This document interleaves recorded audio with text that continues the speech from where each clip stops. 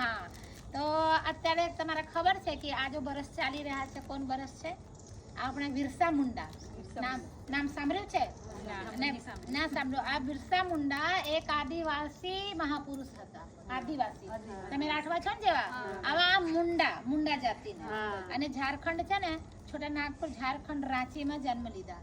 અને આ શું કર્યા હતા ખબર છે? આ અંગ્રેજ જોડે લડાઈ, જ્યારે આપણા દેશ પર અંગ્રેજોનું શાસન હતું ને, તો બધા જોડે લડાઈ કરીને દેશને આઝાદ કરાયા હતા. કોને? બિરસા મુંડા અને બધા આદિવાસી લોકો મળીને. હા, તો આ બિરસા મુંડાના 150મી વર્ષગાંઠ ચાલી રહ્યા છે.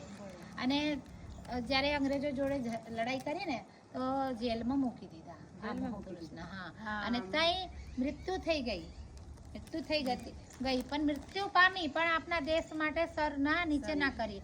અને બીજા શું કરતા હતા કે ધર્મ બદલવા માટે, બધા આદિવાસીઓ આપણા સનાતન ધર્મના પાલન કરીએ છીએ, તો ધર્મ બદલવા માટે भी बहुत जोर करी.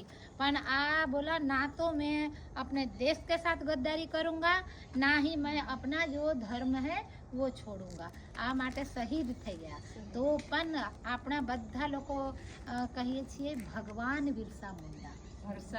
હા, ભગવાન બિરસા મુંડા.